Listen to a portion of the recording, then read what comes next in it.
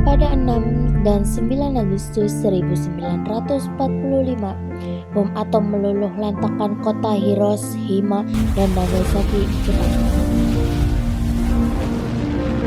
Kehancuran dua kota ini mengakibatkan kelumpuhan kondisi politik dan ekonomi Jepang.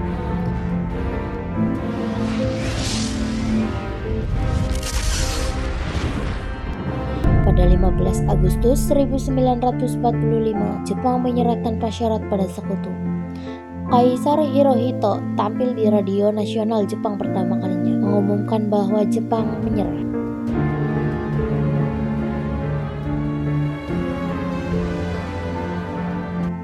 Berita kekalahan Jepang dari sekutu tidak seketika tersiar ke berbagai negara. Namun, berita ini diketahui oleh Sultan Syahrir yang saat itu melakukan gerakan bawah tanah untuk mempersiapkan kemerdekaan tanpa bekerja sama dengan Jepang.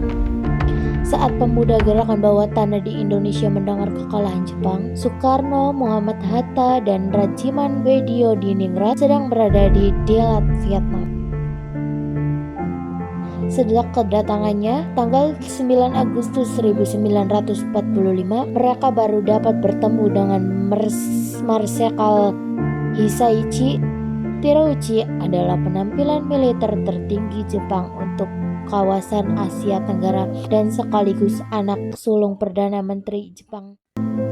Ia berpesan bahwa Indonesia harus segera bersiap-siap merdeka dan itu menjadi tugas Soekarno, Hatta, Rajiman, serta anggota panitia persiapan kemerdekaan Indonesia untuk mempersiapkannya. Pada kesempatan itu pula, Terauchi menyampaikan rincian 21 anggota PPKI yang telah disusun oleh pemerintah Daini.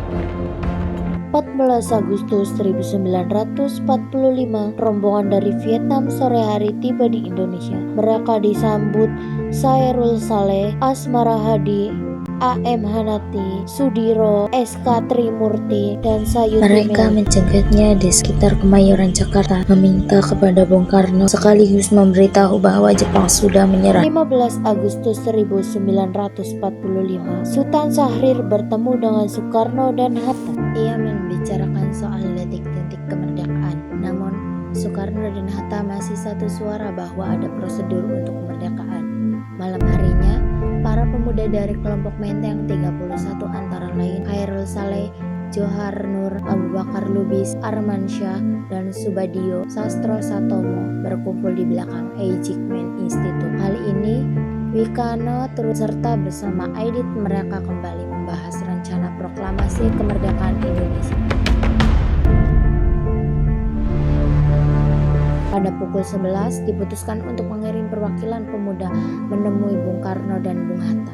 Wikana dipilih menjadi ketua utusan sekaligus juru bicara untuk bertemu Soekarno di Jalan Pegangsaan Timur No. 56 didampingi Khairul Saleh, Subadio Sastro Satomo, Suroto Kunto, Ahmad Aidit. Setelah menjelaskan maksud kedatangannya, Wikana mulai melobi Bung Karno untuk segera kemerdekaan Indonesia. Mereka berdebat keras, bahkan Soekarno sempat marah kepada Wikana. Menjelang sahur, pukul 1.30 dini hari, lobi Wikana pun gagal. Akhirnya, para pemuda undur diri dan melanjutkan rapat ke asrama Beperpi di Jalan Cikini No. 71. Gagal melobi di penggangsaan, para pemuda kembali merapatkan barisan.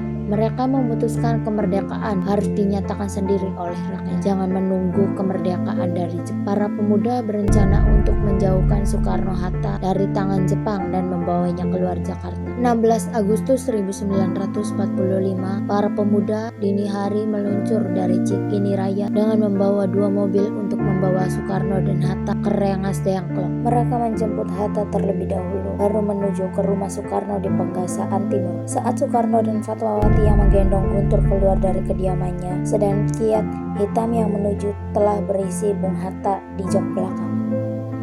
Jalanan yang masih gelap gulita, rombongan itu menembus keluar Jakarta ke arah Karawang. Tiba-tiba dalam perjalanan mereka bertukar mobil karena mobil yang disopiri Winoto harus kembali ke Pegangsaan mengambil susu Guntur yang tertinggal. Rombongan Soekarno-Hatta pun meneruskan ke Rengas Dengklok. Pukul 6 pagi tiba di Rengas Dengklok. Mereka turun di rumah camat lalu melanjutkan perjalanan melalui sawah dan sungai. Barulah mereka sampai di rumah Kiao Sie Xiong. Guna menjaga keamanan, si empunya rumah diungsikan oleh anggota PETA setempat ke rumah lain. Tinggallah Soekarno Hatta dan Soekarni, Fatmawati dan Guntur yang masih bayi mendiami rumah tersebut. Pukul 8 malam mereka pun tiba di Miyakodori, kediaman Hatta. Soekarno dan Hatta lanjut menuju rumah Laksamana Maeda dan bermusyawarah soal proklamasi.